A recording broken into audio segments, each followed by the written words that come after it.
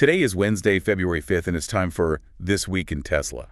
You've sent us a stack of articles covering everything from Tesla's sales in Europe to its ambitious plans in China, and even a peek into a design quirk. Influenced by Elon Musk's garage. Yeah, exactly. Okay, let's dive in. Well, what's interesting here is that we see Tesla navigating a complex landscape with both challenges and opportunities emerging. Absolutely.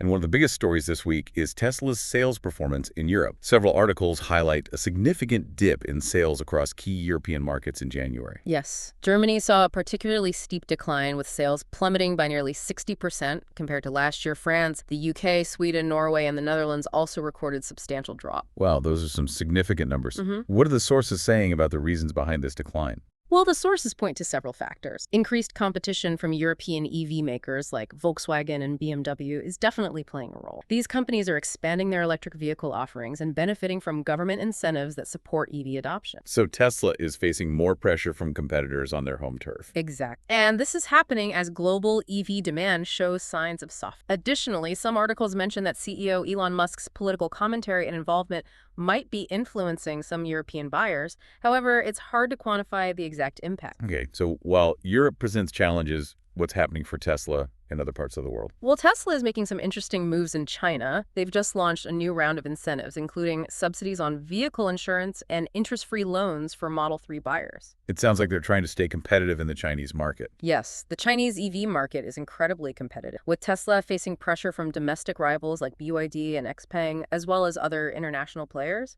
There was also another big development in China. Tesla's first megafactory outside the U.S., located in Shanghai, is officially starting production on February 11th. That's right. This factory will focus on producing Megapacks, Tesla's large-scale energy storage battery. It's a major step for Tesla's energy business, allowing them to expand their presence in the renewable energy storage sector. It's interesting to see Tesla expanding beyond electric vehicles and into the energy storage market. What's the significance of this Shanghai megafactory? This new factory highlights Tesla's commitment to China as a key market for both its EV and energy business. It also shows Tesla's ambition to become a major player in the global energy storage industry. The facility is expected to have a substantial production capacity, potentially reaching up to 10,000 megapacks per year. That's a lot of energy storage potential. It looks like Tesla is positioning itself to capitalize on the growing demand for renewable energy solutions. Precisely. And this ties into a broader trend we're seeing in the automotive industry. Many companies are moving beyond simply manufacturing vehicles and are investing in new technologies and exploring different... So they're evolving into more than just car companies. They're becoming tech companies, energy companies, and mobility providers. Yes, and it's hard to say for certain what this means for Tesla in the long run, but it suggests they are actively trying to shape their future, making proactive decisions to position themselves for growth. Okay, so we've covered Tesla's challenges in Europe and their expansion in China. What else is happening with Tesla? There's been some news regarding their full self-driving FSD technology. Tesla is offering a 10% discount on its in-house car insurance for owners who use FSD for at least 50% of their miles driven. That's interesting. Why would they do that? It's a way for Tesla to encourage more people to use FSD and provide the company with more real-world data to further develop the technology. The more data they collect, the better they can refine their autonomous driving. It's a clever way to incentivize FSD adoption and accelerate their data collection efforts. But FSD is still not fully autonomous, right? Correct. It's important to remember that FSD is still considered a level 2 driver assist system. It requires constant human supervision and is not capable of fully autonomous driving. Okay, so it's more of a step towards their goal of achieving true self-driving capability. What about Tesla's financial performance? There's been some discussion about that as well. Yes, Tesla's latest earnings report missed analysts' expectations, leading to some volatility in their stock price. Their Q4 2024 earnings per share and revenue fell short of Wall Street forecasts. So not the best news on the financial front. Some analysts are expressing concern about shrinking margins and increased competition in the EV market. However, others are more optimistic, pointing to Tesla's long-term potential in areas like autonomous driving, AI, and energy solutions. It seems like Tesla is at a crossroads, facing both challenges and opportunities. Before we wrap up this part of our deep dive, there's one more interesting tidbit I wanted to mention. Oh, what's that? It's about the placement of Tesla's charging port on the left rear of their vehicles. Apparently, there's an unexpected reason behind this design choice. I'm intrigued. Tell me more. According to Tesla's former chief engineer, Peter Rawlinson, the initial plan was to have the charging port on the front fender. That does seem like a more logical location. Right, but Elon Musk overruled that decision because he was worried about tripping over the charging cable in his rented garage in Bel Air. Really? That's a surprising detail. It seems like even seemingly minor design decisions can be influenced by personal preferences. It's a reminder that human factors can play a significant role in shaping technology and design. Sometimes those factors can lead to unexpected outcomes. Absolutely. And it adds another layer to our understanding of Elon Musk's influence on Tesla's development. It certainly does. Well, I think that's a good place to pause for now. We've covered a lot of ground, from Tesla's sales struggles in Europe to their expansion in China, their financial performance, and even a quirky design story. We've explored the complexities of Tesla's current position, examining both the challenges and opportunities they face. Join us in part 2 as we continue our deep dive into This Week in Tesla.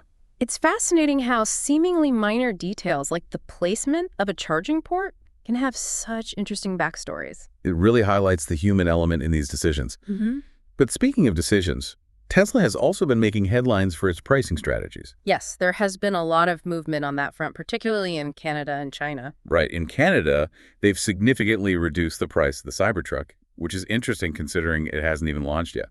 The dual motor variant received a CAD 23,000 price cut, and the high-performance Cyberbeast version also saw a substantial reduction. Those are some big price adjustments. What are the sources saying about the reasoning behind this? Well, the sources don't explicitly state the reasons for these price changes. However, they do mention that competition in the electric pickup truck market is heating up. Okay, so it's happening within a competitive landscape. What about other Tesla models in Canada? The sources also note that Tesla raised prices for the Model 3 and Model Y in Canada. These price increases seem to align with the removal of government incentives that were previously making EVs more affordable. So it's a mixed bag of price changes in Canada. What about their pricing strategies in China? In China, Tesla is offering insurance subsidies and interest-free loans for Model 3 buyers. The sources indicate that Tesla is facing intense competition from domestic EV makers in the Chinese market. It sounds like China's becoming a key battleground in the EV market. What else are the sources highlighting about Tesla's activity? There's been some news regarding Tesla's potential entry into the Indian market.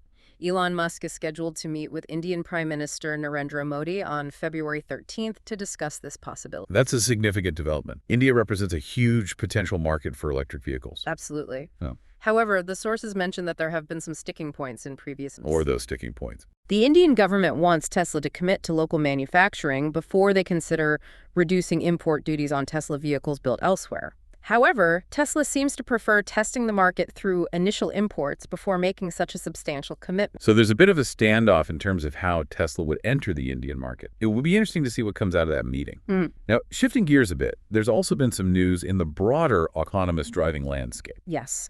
Uber is partnering with Waymo to launch a robo-taxi service in Austin, Texas. That's a significant development. What are the details of this partnership? The sources state that Uber will leverage Waymo's autonomous driving technology to offer rides through the Uber app. This is happening in Texas, a state with favorable regulations for autonomous vehicles. It's interesting to see how these companies are coming together and how regulations can influence where these technologies are deployed. Okay, so we've talked about Tesla's pricing strategies and their potential entry into the Indian market. What else is in the news this week? Well, there's been some news about Alphabet Inc., Google's parent company.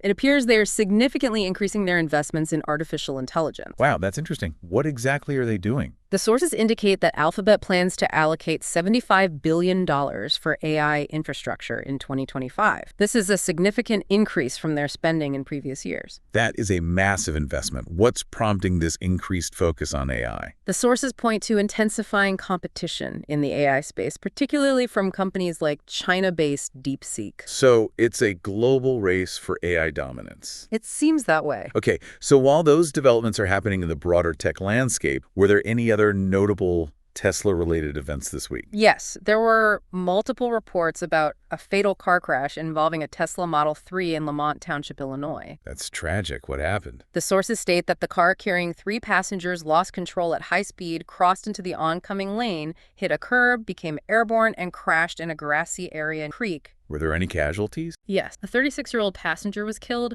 and the other 2 passengers were injured. I see. Do the sources provide any information about the cause of the crash? No, the reports don't mention any specific details about the cause, and authorities haven't filed any charges yet. So there's still a lot we don't know about the circumstances of this crash. Yes, That's correct. Okay, so we've covered that tragic incident. Let's turn our attention back to Tesla's financial performance for a moment. We've touched on their recent earnings miss, but there's also been some news about their CFO, Vaibhav Taneja. Oh, what's been happening with him? The sources report that he recently sold a significant amount of Tesla stock, worth approximately $2.68 million. That's a noteworthy transaction. Do we know anything about why he sold those shares? The sources explain that these sales were conducted under a prearranged trading plan that Taneja adopted last year. It's a common practice for executives to establish these plans to sell shares at predetermined times, so it's not necessarily an indication of his confidence in the company. That's right. Okay, well, that's good to know. Now, the sources have also highlighted some debate among investors about Tesla's valuation. What are they saying? Some analysts believe that Tesla's stock is overvalued. They point to slumming vehicle sales, shrinking margins, and intensifying competition. Those are certainly factors to consider. What are the other analysts saying? Other analysts argue that Tesla's long-term potential justifies a higher valuation. They point to the company's advancements in autonomous driving, AI, and energy solutions as key growth drivers. So there are differing opinions on Tesla's current valuation. It seems like investors are weighing various factors and trying to determine Tesla's future prospects. Yes, that's a good way to put it. Well, we've covered a lot of ground in this section of our deep dive into This Week in Tesla. We've explored their pricing strategies, potential expansion into new markets, financial performance, and even a tragic accident involving one of their vehicles. We've also looked at the broader landscape, including news about Alphabet's investment in AI and a new robo-taxi service launching in Texas. Join us in part 3 as we wrap up our exploration of This Week in Tesla. Picking up where we left off, we've explored Tesla's pricing strategies, their potential forays into new markets like India, and their overall financial performance. And let's not forget that tragic accident involving a Model 3. It really underscores the importance of safety as these technologies continue to evolve. Absolutely. Now, there's one more topic I wanted to touch on before we wrap up. It's about Tesla's efforts to change how electric vehicles are sold. Their push for direct-to-consumer sales. Right. They've kind of disrupted the traditional dealership model. Exactly. The sources explain that Tesla is currently the only EV manufacturer in Washington state allowed to sell directly to consumers. Other automakers have to go through those traditional dealership networks. And it seems like Tesla is advocating for a change law. Lawmakers in Washington are considering legislation that would allow EV startups like Rivian and Lucid to sell directly to consumers too. So potentially leveling the playing field. Yeah. What are the arguments for and against this legislation? Well, the sources present both sides. Proponents of direct sales argue that it could foster more competition, accelerate EV adoption, and ultimately give consumers more choices. It makes sense. They believe it would streamline the buying process, eliminating the need for dealerships altogether. Right. But those who oppose this change, mainly dealership associations, argue that bypassing dealerships could have a negative impact on consumer protections and local economy. So they're concerned about the potential consequences. Yes. They emphasize the valuable services and jobs that dealerships provide. It's a complex issue with valid points on both sides. Absolutely. It will be interesting to see how this debate unfolds in Washington and if it has any influence on other states. For sure. It reflects the broader changes happening in the automotive industry as electric vehicles become more mainstream. Yeah, the landscape is definitely shifting. Okay, so as we conclude our deep dive into This Week in Tesla, what are the key takeaways our listeners should keep in mind? Well, Tesla is facing some serious challenges, particularly in Europe, where sales have declined. Increased competition from those local and Chinese EV makers is definitely a contributing factor. But at the same time, Tesla is making strategic moves, expanding into new markets like India and China. And they're investing heavily in technologies like autonomous driving and energy storage, positioning themselves for the future, not just as a car company, but something more. Right. We've also seen how Tesla's actions and the broader EV landscape are sparking debates about regulations, technology, and the future of transportation. Yeah, it's a dynamic and ever-evolving story. And tragically, we were reminded of the importance of safety as we learned about that fatal accident involving a Tesla Model 3. It was a somber reminder of the stakes involved. It's a lot to process, but hopefully this deep dive has provided you with some valuable insights into the latest developments surrounding Tesla. We encourage you to stay informed and continue exploring these issues as they unfold. Absolutely. See you tomorrow.